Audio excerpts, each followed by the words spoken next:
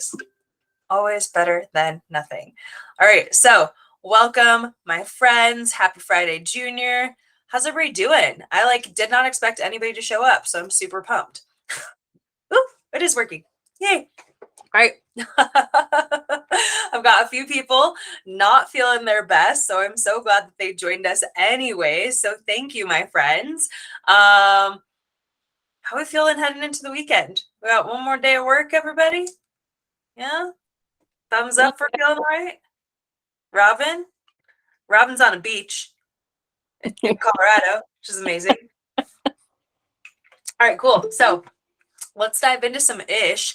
I know somebody who's actually on this call asked me about intermittent fasting the other day. So I was like, yeah, let's talk about that on a live. Let's give the people what they want to hear about. So intermittent fasting. So for those of you that don't know what that exactly is, it's essentially just like an eating window, creating one. So there are different ways to approach this. You can do like a 16-8, so meaning you're fasting for 16 hours and then you're fueling yourself for 8 hours. You could do 18-6, you could do 20-4, whatever. I'm going to tell you right now, not a huge fan of intermittent fasting per se, especially for women. It can be like super disruptive with your hormones and whatnot, but it's also just creating this restriction around eating. Like, I feel you should eat when you are hungry. I feel like you should stop eating when you feel satisfied. So when you're going in and creating this sort of window in which to eat, it's like, oh, I'm really hungry, but I'm not allowed to eat until noon. And so then you tend to just become like really overconsumed by the idea of eating that you end up eating like everything in sight, right? Because all you're doing is denying yourself fuel, which your body needs to perform and do the things. And then it's, okay, no holds barred. It's noon. I'm allowed to eat. And so then you just like eat everything in sight. So then it's like, okay, eat as much as you can between the hours of 12 and 8 if you're doing, a 16-8 or 12-4, whatever it looks like, right? So there is no magic to intermittent fasting. It is simply that maybe you're eating within a shorter time period than you were when you weren't, quote unquote, intermittent fasting. All of us actually fast every single day. The easy thing about fasting is that you're fasting while you're eating, while you're sleeping. So everybody should already be fasting for at least 8 hours every single night, and then creating a time frame of when fueling yourself feels appropriate for you. So for me, I do like to eat pretty early on in the day just to like get something in my stomach. That way I'm not having any sort of like spikes or dips in my energy. I just like to be as stable and consistent as possible. But if it's you and intermittent fasting just works for your schedule because you're like, hey, it's just best for me to eat between this hour and this hour, cool. If you're somebody who's like, well, I started intermittent fasting and my eating window stopped at 8 p.m. and I lost all this weight, it's like, yeah, probably because when you were eating after 8 p.m., you were eating a bunch of bullshit and you were eating more calories. Like, literally, all you did was cut out those extra calories that you were eating past 8 p.m. There is nothing magical about eating within a time frame of 8 hours or 12 hours or 16 hours. It's all about how many calories are you eating during the time frame that you're eating. So, any questions or responses when it comes to intermittent fasting? Yeah? Okay. So does anybody on here, feel free to like raise your hand or, unmute yourself, whatever. Does anybody on here typically eat between a certain time frame? Like maybe your first meal of the day is at 7 a.m. and your last meal of the day tends to be at 7 p.m. or something, right? So Liz raised her hand. I don't know if that's a thing. But so meaning you're on already like a schedule of, okay, I eat for 12 hours and I don't eat for 12 hours, but within the 12 hours that you're eating, you're still controlling the calories that you're eating in some way. Okay. Do we feel good about intermittent fasting? See? Beautiful. Mom, is that something you want to do? You're like, oh, hell yeah, I would love to eat for 4 hours a day. Stupid. No. All right, cool. If you want to talk anything about that, let me know. Next, I'm going to move on to staying on track while going out to eat and attending social functions and whatnot. So this definitely comes down to like having a plan, you guys. when you are, so this person that asked, I know that they are traveling for an event this weekend, a wedding. And we all know there's a ton of things going on in a wedding. There's probably rehearsal dinners, there's, pre-gaming, there's getting ready for the wedding, there's the actual wedding itself. Like, cool. All right. Like, if it's your own wedding, you better not be trying to go in there thinking you're going to like make healthy choices. F that. But if this is a wedding that you're attending and, you're there to have a good time and you don't want to restrict yourself, then like, don't, right? If it's a wedding and it's like your mom's coworker or something, like who the hell cares? But if it's somebody who it's actually important to you and you want to celebrate, then go in and have a great time, but go in with a plan for success, right? So obviously when it comes to alcohol, that can be one of the things that tends to throw people off. So I like to tell people to go in with just sort of a game plan, right? Like, how many drinks do you think you would like to have? Okay, cool. Can we have that many drinks? Beautiful. What kinds of drinks do you want to have? Do you want to be having, some high calorie microbrews? Do you want to be having high calorie sugar bombs like vodka with cranberry juice or margaritas, or like, what is it? I would suggest you have something lower calorie. So something that you can be in more control of would be things like sparkling seltzers, glasses of wine, a light beer. Like, those are a little bit more portion controlled as opposed to like liquor, which somebody's probably free pouring, right? So really, you're not exactly sure how much they're putting in there. So it's going to be hard for you to say like, oh yeah, I had a vodka. And it's like, well, you had a vodka, but like how many shots of vodka were actually in there? So just thinking about, again, what would you like to drink? What do you think is going to be like lesser high calories, I suppose, if you're trying to keep your calories under control? And then thinking about ways to make sure that you're still having a good time, right? So enjoy the drinks, but some ways that you could even like cut calories or even extend your drinks so that it's like you're having more. You could do something like, I talked about this, I think, on somebody's check-in this week, where I said like, hey, you can get like a glass with ice and do like half of a White Claw or whatever and half of just like a sparkling water. That way it's extending the drink. You're having that single White Claw in two different drinks. You're making it last longer because you're also sort of watering it down, if you will, with that sparkling water. And then it's like, cool, I've now had two drinks and I only had, the alcohol's worth and calories worth of one drink, because you're able to extend the life of it, so to speak. You can even do that with wine, right? So wine with some, I don't know, I'm not a big wine drinker at all by any means, but you could like have wine with soda water or something like that, just to, again, sort of extend it and make it more of a spritzer, if you will. And just like going in with what are the things that you want to drink, what are the things that we can be a little bit more calorie conscious of, and how do we also slow down the drinking? Well, we can have a glass of water in between our drinks. So that's something for me that I definitely like to do. I'm going to have my alcoholic beverage, but I'm going to make sure I have at least one glass of water in between every drink, because that'll slow me down. It'll keep me hydrated. It'll make sure that I'm not overdoing it on the alcohol and getting like sloppy drunk because I didn't also choose to get water in my body. And then you got to think about, you're also probably going to need some food too. So the challenge with having alcohol at these social events and whatnot is that it ends up leading you to have more cravings, more triggers for just eating food that you wouldn't normally soberly necessarily want to eat. But it's like, yeah, everything's good and blah, blah, blah. I don't want to eat all the food. So again, going in with the plan for alcohol is the big thing. And then also like front loading your day, if you will.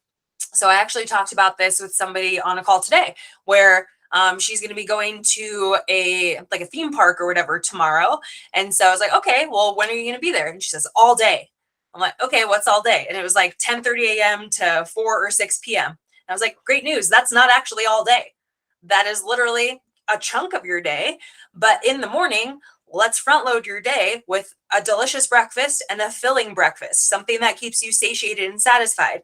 So what is she doing? Well, we decided she's going to have kind of like two breakfasts, right? She's going to have like her protein shake and she's going to have her overnight oats. And that right there is going to be great to get her in some good quality protein. And we know that protein keeps us fuller for longer.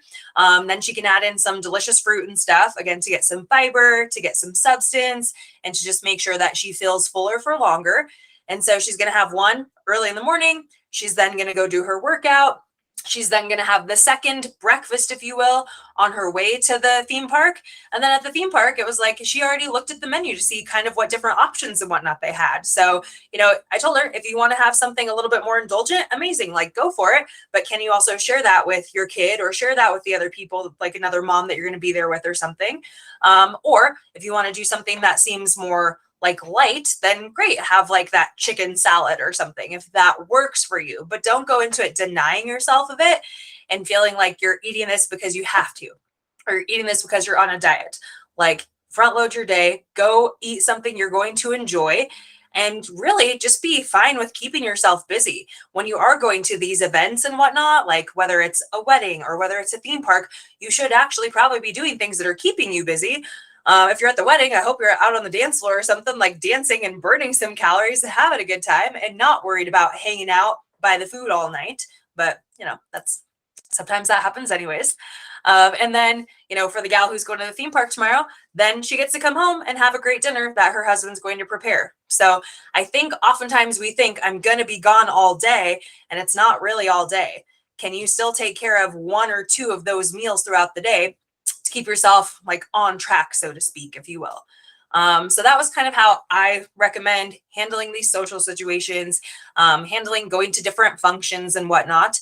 And, if you are traveling and you're able to take food with you, amazing. I have a couple of postings in this Facebook group where I do have different suggestions that I've done in terms of traveling with food to keep me more on track. So if you'd like me to tag you in that, I certainly can. But the things that I did for this most recent trip that I went on, I cooked up a bunch of protein in advance. So I cooked up some chicken thighs and portioned them out into little 4-ounce baggies and froze them. My big turkey breast that I buy at Costco that I chop up into chunks or whatever, I again did the same thing with that. Didn't have to cook it though, because it's already cooked. Just put it into little 4-ounce baggies, froze it. I cooked some potatoes and sweet potatoes in my air fryer and put them into little 100-gram Ziploc bags and froze them. And I made a few batches of protein pancakes and I froze them. And then I also froze just protein shakes. And then those act as kind of like ice packs for my food if I was taking other food that needed to be more refrigerated versus being frozen. So it's, for me, when I'm traveling, it's about taking some of the things that I would normally eat at home, ideally things like protein and vegetables that are harder to come by when we're traveling, and just making sure I've got a few of those things on hand. And so even, if it's me going to this wedding or something, then it's like, okay, cool, but the wedding's probably not all day. So I can still eat my chicken and my potatoes, like in my hotel room. I can still go find restaurants that have menus that I can look at ahead of time. I even have a fast food guide that I can get to you guys if anybody wants that, where I give you like the breakdown of better options, if you will, and breaks down the macros and stuff so that you have an idea. And then maybe those are things that you are able to order if you do need to go to a restaurant or something. So any questions or feedback when it comes to how to navigate social situations and a little bit of travel and things that are coming up for you guys?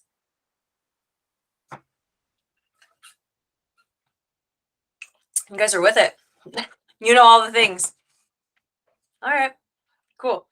So next one I'll move on to the comparison game. Ooh, all right. So Coach Liz and I were talking about this the other day, because let me break it down for you guys. One of the things that I absolutely hate doing in my business is showing things like transformation pictures, showing things like scale numbers dropping or inches dropping. I hate showing that stuff, because this is what it does. It makes the other people who aren't having that success compare themselves to those people. And then they're down on themselves, they're hard on themselves, they're like, why is this happening for them and it's not happening for me? So you're playing this comparison game to somebody who doesn't live your life, doesn't live in your body, hasn't gone through the same life experience as you. You have no idea if that person has kids, if that person has a job, if that person has a stressful job, if that person has anywhere near the background that you might have with food and your relationship with food and your body and exercise. Like, you have no idea what their experience in life is compared to yours. But what you do know is that it is nothing like yours. It is not your life. So why are we comparing each other? So I know that this gets hard. And I hate sharing those things on my social media. But guess what? I have to market my business. Like, I have to advertise. And that shit is sexy. People see, oh, this bitch had a transformation in 2 weeks. I want to look like that. I want that to happen. How do you think I get clients? I don't get clients by telling them, hey, you're going to have to go through a reverse diet for at least 2 months. It's really great because you're probably not going to expect to lose any weight. Yeah, we might actually gain some inches on your waist. It's going to be fucking awesome. You're going to hate how you look. You're going to hate how you feel. You're going to think you just wasted a bunch of money working with me. But you're going to have a better relationship with food. You're going to get to eat more food. I'm going to have you working out intelligently. The workouts are going to be super boring. You're not going to be jumping and getting splat points and trying to burn calories. It's going to be amazing. Like, doesn't that sound super sexy? No, it doesn't. Nobody fucking wants to buy that from me. I'm sorry, they don't. But I do try to be pretty honest in my marketing of myself to say, we don't do quick fixes, right? So I'm doing this 21-day challenge right now, and it's very challenging for me because when these women come to work with me in this particular challenge, I immediately put them on a calorie deficit, almost every single one of them, because they say that is their goal. They want to lose weight. They're not signing up to work with me for 6 months, so I don't get the opportunity to try to help them repair their relationship with food and exercise and their body and their mind and all the things that they've been fucking up for years. Because I can guarantee you, basically every woman in this 21-day challenge has a really shitty relationship with food and their body and exercise, whether or not they want to admit it, right? There's a reason they came here. There's a reason they're interested in this quick fix that I'm advertising, which sucks. Again, I hate even being on that level, but there's a reason. They want the next shiny object. Oh, cool. Crystal's going to guarantee I'm going to lose 6 pounds in 3 weeks. Awesome. Of course they want to sign up for that. They don't want to sign up to lose 6 pounds in 6 months. But it's very likely, I've had clients that have worked with me who have not lost 6 pounds in 6 months' time. And I even had this conversation a few times with people today. When I started with my coach, I went through a reverse diet for 9 months and I had to gain 5 pounds in the process. I had to gain inches in my measurements. I had to be a little bit pissed off that I was wearing one-piece bathing suits all summer when I was like, fuck, I used to be able to wear bikinis. What is this? This sucks. Like, it was not fun, you guys, but 9 months of repairing the 30-something years of damage I had done to my body by over-exercising, overeating, undereating, running myself on the ground. Like 9 months was nothing in the grand scheme of things compared to 30-something years. So ask yourself, do you think 21 days is enough time for any of these ladies to fix the damage they've done over 20, 30, 40, 50-something years? Probably not. But again, the goal is to get them in my world, to get them learning some shit, to hopefully see that Liz and I can actually show them you can do this the right way. What we're doing right now isn't necessarily the right way, but it's also a lot better than the other ways that they've tried to do these quick fixes in the past. And so then hopefully they're like, okay, these bitches know what the hell they're talking about. Yes, I saw success with them, but I do want to do this for the long haul, right? Like I do actually want long-term sustainable weight loss, fat loss, better relationship with food, and hopefully they realize that it takes longer than those 21 days. So when you are playing the comparison game, and I definitely want to make sure I'm saying this for all of my one-on-one clients here that are working with myself and with Liz right now, who are going through a tough time of like trying to figure out where this all fits into their life and like why they're not having the results they're seeing these other people have. I need you to realize your story is not their story, right? Like it's just 2 different lives. So anybody have any comments or input on that one? Yeah, Robin, what you got, girl, on the beach? Well, my thought on this was I kind of, for the last year, I've been doing that to myself where I'm like, I have to stay in my own lane. Like I have to focus on myself. I can't focus on everybody else around me and who's doing what. Like I have to compete with myself and make myself better and stay within my own range. Yeah. And I'll be honest with you, probably a week or so ago, I was looking at some really great wins. And I love being able to cheer on my teammates. Like I love people to like, yeah, I'm here for it. Yeah, I'm so excited for you. But I was thinking to myself, but gosh, I've been here a little bit longer than that and I haven't dropped that yet. Yeah. That did cross my mind, but then I reined myself back in and I'm like, no, but this is my game. That, I mean, I'm not here to compare myself to others. That's the problem. You got to stop doing that, and you got to win your own fight and compete with yourself to get to where you want to go. Yeah. So I get it. And I want to, it's nice though to see that other people within the group are having certain successes and stuff. And I think that probably they've had to work really hard for that success to come, even if it's only been, they've been in it for 4 weeks and they had some really great change or whatever. But, you know, it's good to encourage people so they can keep going and we can cheer them on. I mean, you know, as a group, that's part of it. And I have to say, Robin, you guys, is the biggest cheerleader.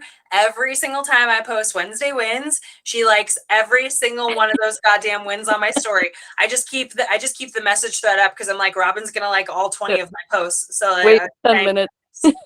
She's your guys' biggest cheerleader. So please know that. Yeah. Yeah. Liz, what you got, girl?